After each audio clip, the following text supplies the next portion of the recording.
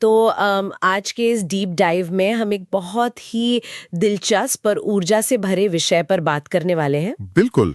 और ये एक ऐसा विषय है जो हम सबकी संस्कृति से बहुत गहराई से जुड़ा है। हाँ, मतलब हमारे सामने जो स्रोत सामग्री है उसका शीर्षक है होली 2026 खगोलीय भविष्यवाणियां और पवित्र अनुष्ठान। हम ये शीर्षक ही अपने आप में काफी कुछ कह देता है। एकदम सही। और आज हमारा मुख्य उद्देश्य यही है कि हम 4 मार्च 2026 को आने वाली इस विशेष होली का विश्लेषण करें, जो कि बुधवार के दिन पड़ रही है। जी, बुधवार को।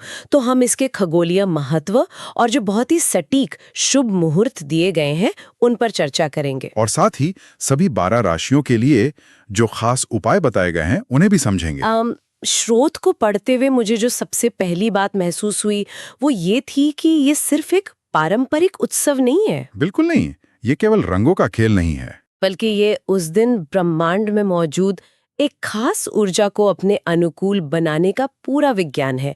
मैं इस पर आपके विचार जानना चाहूंगी। देखिए, आपने जो कहा वो बहुत ही सटीक अवलोकन है।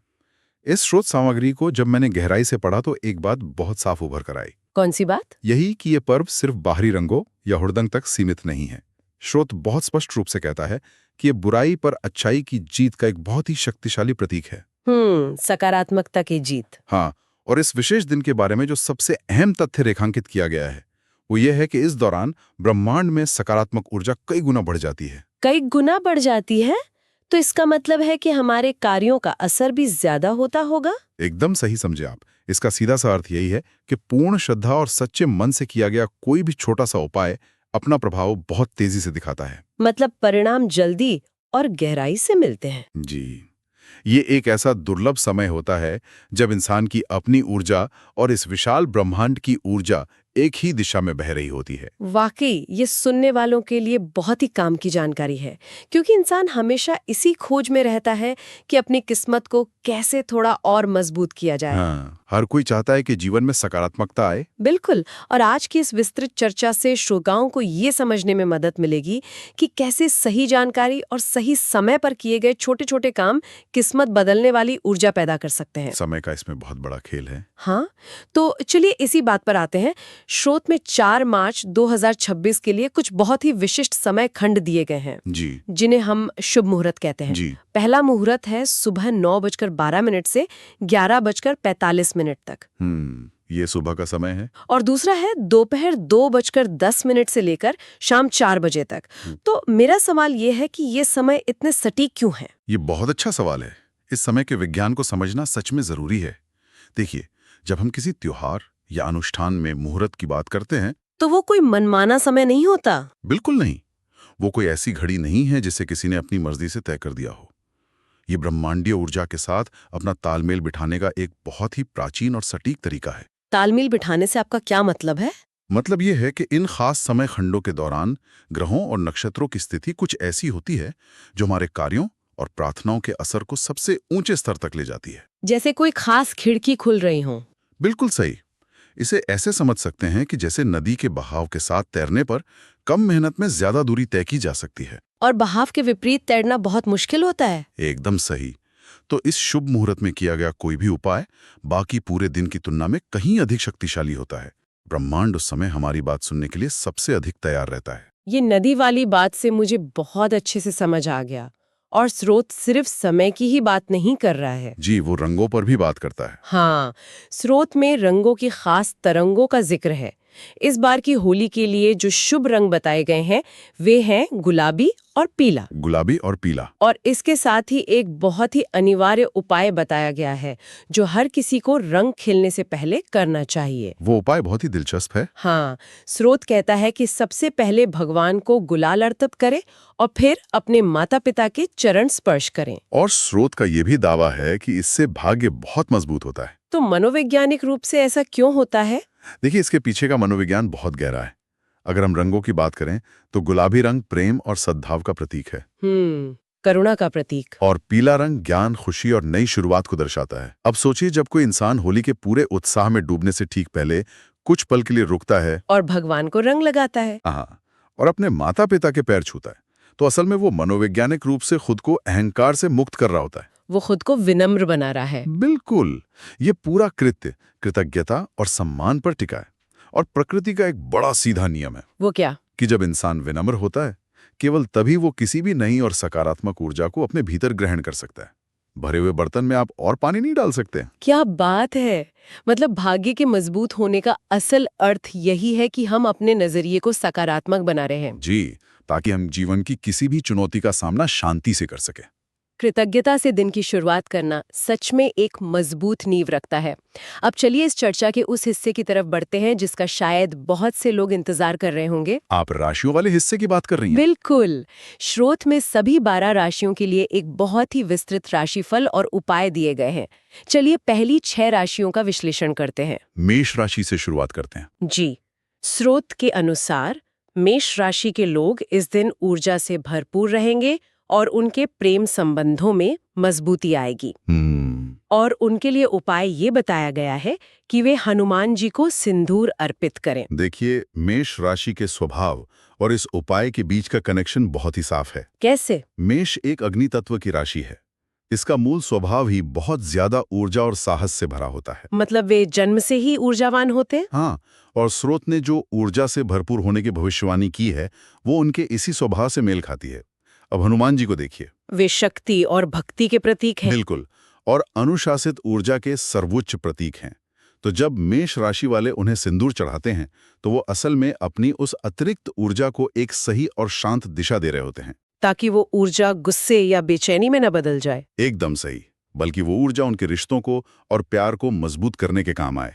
ये ऊर्जा को संतुलित करने का बहुत ही व्यवहारिक तरीका है। अगली राशि वृषभ है। वृषभ यानी टॉरस। जी, स्रोत कहता है कि वृषभ राशि वालों को धन लाभ के संकेत हैं और उनके परिवार में खुशियां आएंगी। और उपाय क्या है? उपाय है गाय को हरा चारा खिलाना। इसके साथ ही अगर मिथुन राशि की बात करें तो उनके लिए नई दोस्ती या पार्टनरशिप के योग बन रहे हैं। और मिथुन के लिए उपाय भगवान कृष्ण को गुलाल अर्पित करना है।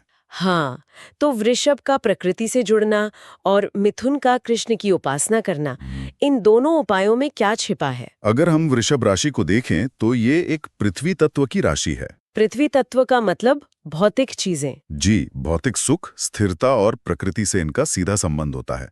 अब गाय को हरा चारा खिलाना सिर्फ एक धार्मिक काम नहीं है। तो और क्या है? ये प्रकृति और दूसरे जीवों के प्रति सेवा का भाव है।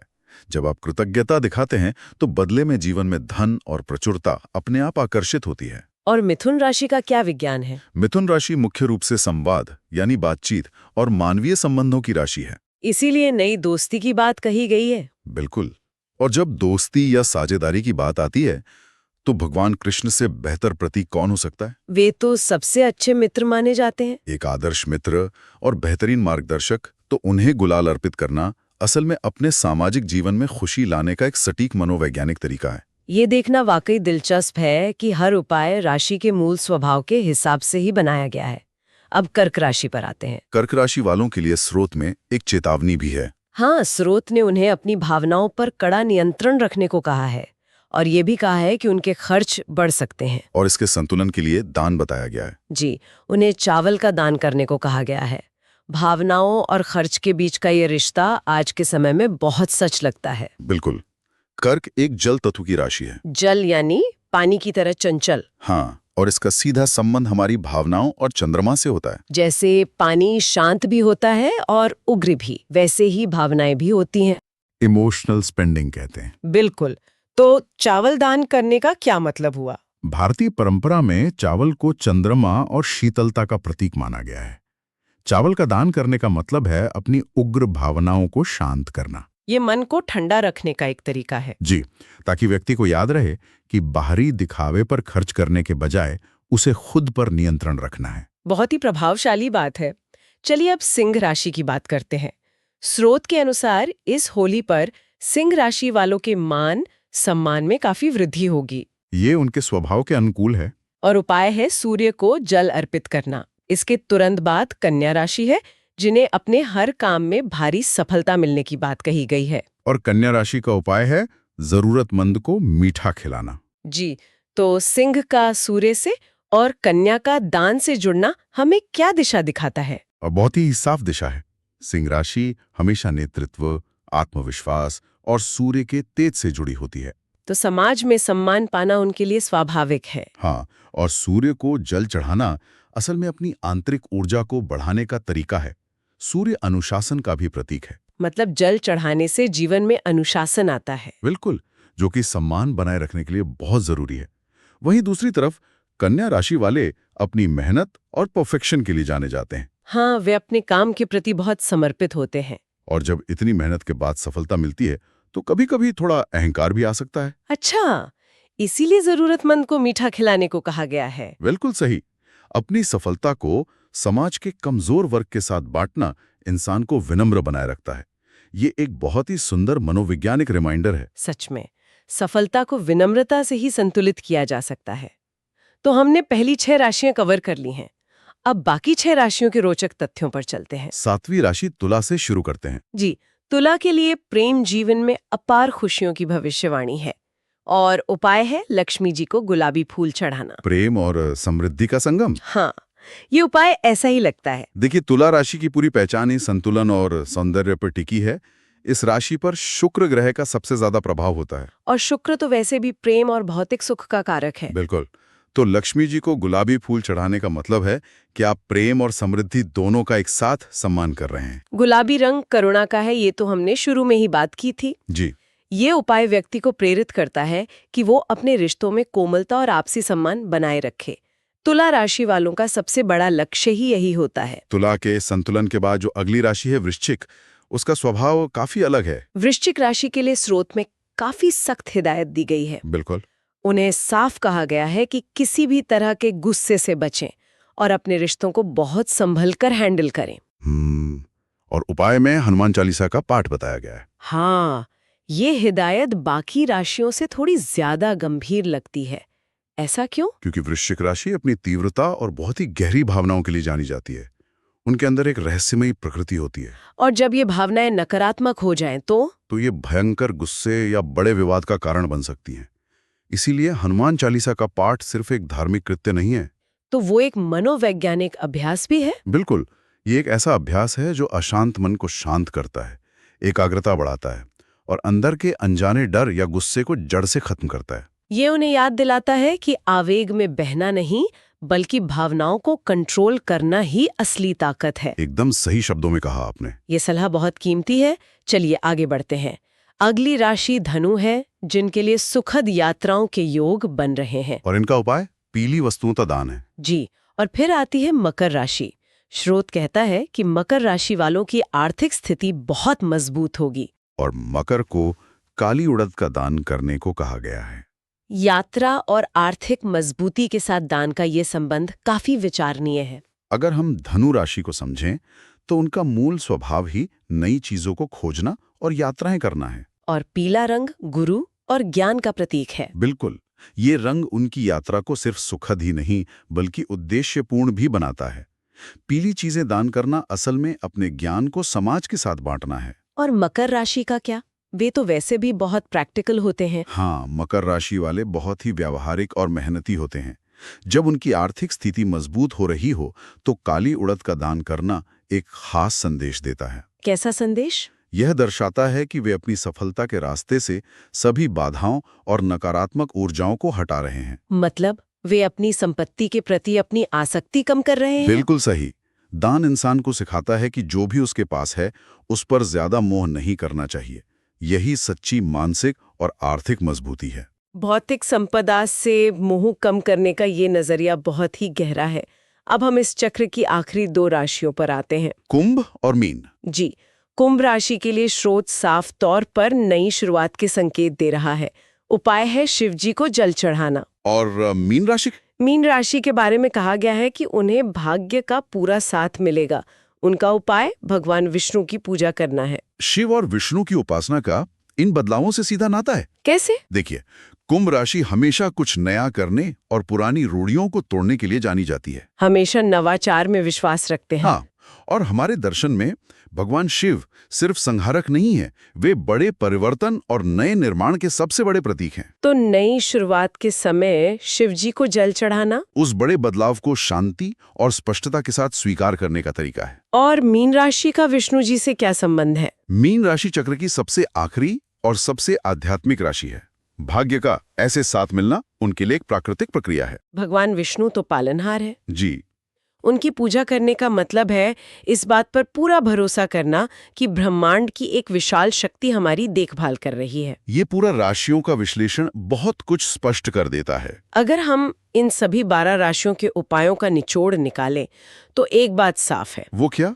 कि चाहे वो दान हो, खास पूजा हो या चालीसा का पाठ हो, ये सारे काम इंसान को उसकी चुनौतियों के प्रति ज्यादा जागरूक बनाते हैं। ये एक तरह की माइंडफुलनेस या सचेतनता है। बिल्कुल, सचेतनता का ही एक रूप है। सच में ये समझना ज्ञान के नए द्वार खोलता है कि कैसे प्राचीन उपाय और आज का मनोविज्ञान आपस में जुड़े हैं।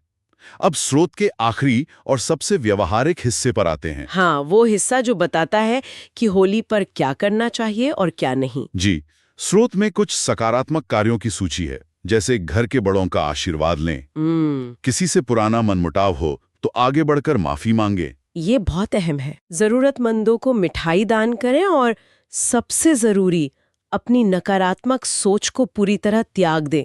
ये तो जीने की कला सिखा रहा है। अगर पूरे स्रोत सामग्री के नजरिए से देखें तो ये हिस्सा सबसे ज्यादा मूल्यवान है। मुझे भी ऐसा ही लगता है। ये सिर्फ अच्छा दिखने का शिष्टाचार नहीं है, यही इस त्योहार की असली आत्मा है। बड़ों का आशीर्वाद और जरूरतमंदों की मदद हमें अपनी जड़ों से जोड़ती है। लेकिन माफी मांगने वाली बात सबसे शक्तिशाली लगती है मुझे। बिल्कुल, किसी से सच्चे मन से माफी मांगना या उसे माफ कर देना इंसान के कंधों से बहुत भारी बोझ उतार देता है। लोग अक्सर सालों तक पुरानी कड़वाहट ढोते रहते हैं और वो कड़वाहट उनकी सारी सकारात्मक ऊर्जा सोख लेती है। जब स्रोत कहता है कि होली के दिन नकारात्मकता छोड़ें, तो ये असल में मानसिक शुद्धि है। इंसान भीतर से हल्का हो जाता है। हाँ, तभी वो उस ब्रह्मांडीय ऊर्जा को पूरी तरह से महसूस कर पाता है, जिसके बारे में हमने शुरुआत में बात की थी। पुरानी कड़वाहट छोड़कर ही आज का आनंद लिया जा सकता है। अब क्या न करें वाले हिस्से पर आते हैं। स्रोत इसमें बहुत सख्त है। हाँ, स्रोत ने कुछ साफ सीमाएं खींची हैं। इसमें लिखा है कि किसी भी प्रकार का नशा या झगड़ा ना करें, कटु वचन ना बोलें, और एक बात जो मेरा ध्यान खींचती है वो है किसी को जबरदस्ती रंग न लगाएं। ये आज के समाज के लिए बहुत बड़ा सबक है। हाँ, ये सीधे तौर पर दूसरों की व्यक्तिगत सीमाओं के सम्मान से जुड़ा है, कंसेंट से जुड़ा है। बिल्कुल, त्योहार मनाने का ये मतलब बिल्कुल नहीं है कि हम किसी और के लिए परेशानी खड़ी करें। किसी की इच्छा के खिलाफ रंग लगाना तो पूरी तरह गलत है। और नशे में विवाद करना भी, ये ऐसे काम हैं जो उस सारी सकारात्मक ऊर्जा को उसी वक्त नष्ट कर देते हैं। कड़वे शब्द बोलना तो रिश्तों में जहर घोलने जैसा है। इसीलिए स्रोत बहुत समझदारी से ये बात स्थापित करता है कि त्योहार का असली मकसद सिर्फ अपनी किस्मत चमकाना नहीं है, बल्कि समाज में सद्भाव और शांति बनाए रखना है। जी, अगर कोई इंसान सही मुहूर्त में सारे उपाय कर रहा है लेकिन दूसरों के साथ उसका व्यवहार बुरा है, तो वे सारे अनुष्ठान बेकार हो जाते हैं। पूरी तरह अर्थहीन। आंतरिक शांति और बाहरी अच्छे आचरण का संतुलन ही सबसे बड़ा अनुष्ठान है। अनुष्ठान और आचरण का ये संतुलन समझना बहुत ही जरूरी है। तो आज की इस डीप डाइव में हमने काफी गहरी बातें जानी हैं। बहुत ही विस्तार से चर्चा हुई है। हमने 4 मार्च 2026 की उस खगोलीय ऊर्जा को समझा जो बुराई पर अच्छाई की जीत है। सुबह और दोपहर के उन खास मुहूर्तों के विज्ञान को जाना। गुलाबी और पीले रंग के मनोविज्ञान को भी समझा। फिर हमने मेष से लेकर मीन तक सभी 12 राशियों के उपायों को बहुत गहराई से विश्लेषण किया।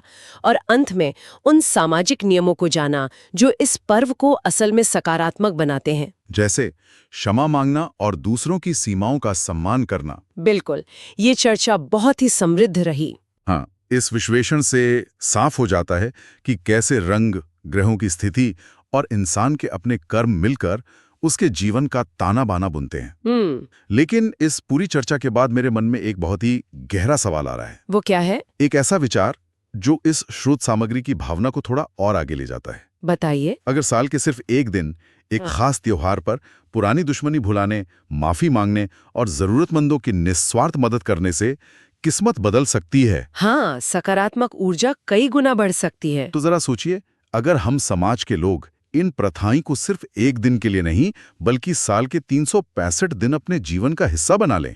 तो क्या होगा? वाह, ये तो बहुत ही गहरी बात है। अगर हर दिन बिना किसी त्योहार या मुहूर्त के भी हम दूसरों की सीमाओं का सम्मान करें, प्रकृति के प्रति कृतज्ञ रहें और बिना स्वार्थ के सकारात्मकता फैलाएं, तो मानव जीवन में कितना स्थायी बदलाव आ सकता है। बिल्कुल यही सोचने वाली बात है। ये सच में एक ऐसा विचार है जो सोचने पर मजबूर कर देता है।